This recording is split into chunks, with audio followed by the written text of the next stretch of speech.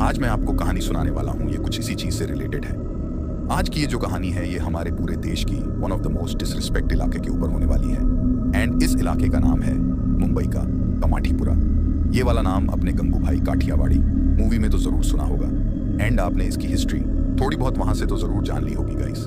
ये जो कमाठीपुरा है ये एशिया की second largest red light area है। एंड ऐसा कहा जाता है कि यहाँ पे एक बार अगर कोई इंसान चला जाए एंड उसने वहाँ का स्वाद छक लिया तो फिर वो मुड़कर वहाँ पे दोबारा जरूर जाता है।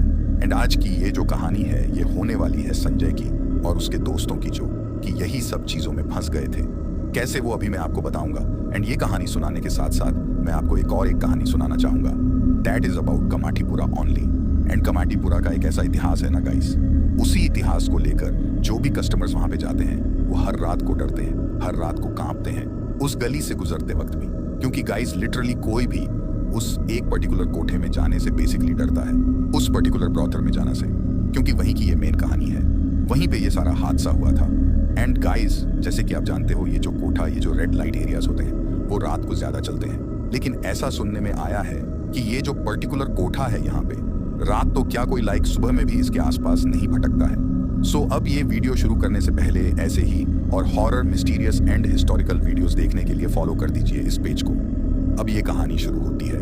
एंड गाइस ये जो कहानी होने वाली है ये होने वाली है संजय नाम एक लड़का है, जवान लड़का, जिसने ये जो हॉरर, ये जो इंसिडेंट था ये उसने पूरा एक्सपीरियंस किया है अपने आंखों के सामने। एंड ये जो चीजें हुई है ये उसके जन्मदिन के वक्त हुआ है, उसके बर्थडे के दिन। एंड गाइस आज संजय का बर्थडे था एंड उसके जो दोस्त लोग थे उनको ऑफ कोर्स कुछ ना कुछ गिफ्ट देना था।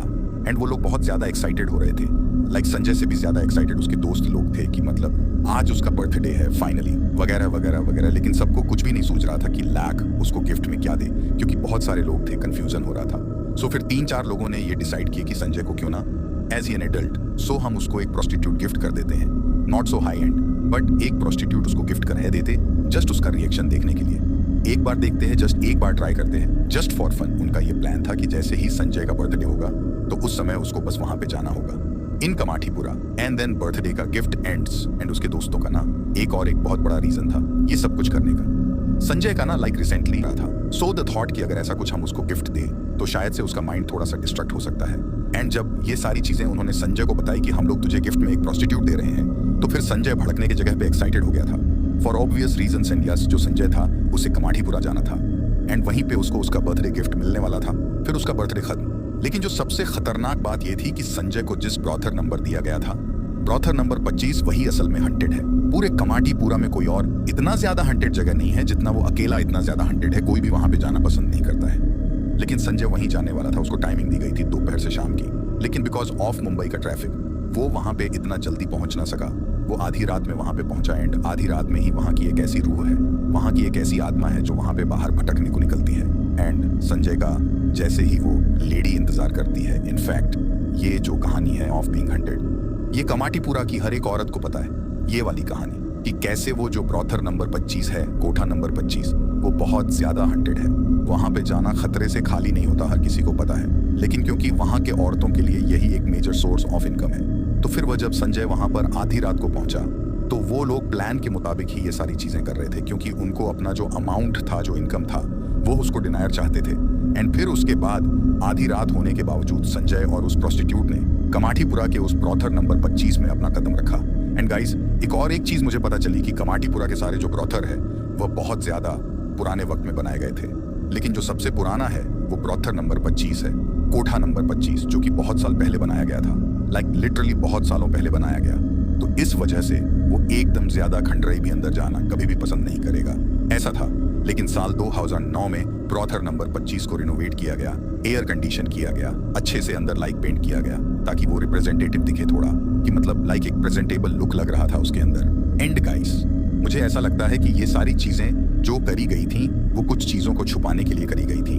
और वो थी आवाजें, चीखने चिल्लाने की आवाजें।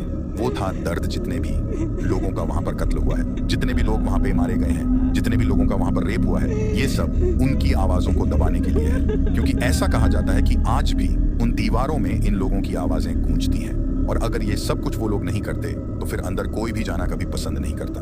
उनका बिजनेस एकदम ठप हो जाता था। उसी कुछ रीजंस के वजह से संजय और वो प्रोस्टिट्यूट ब्रॉथर नंबर 25 के अंदर गए हैं, कोठा नंबर 25 एंड मूड को लाइट करने के लिए। Sanjay was very nervous.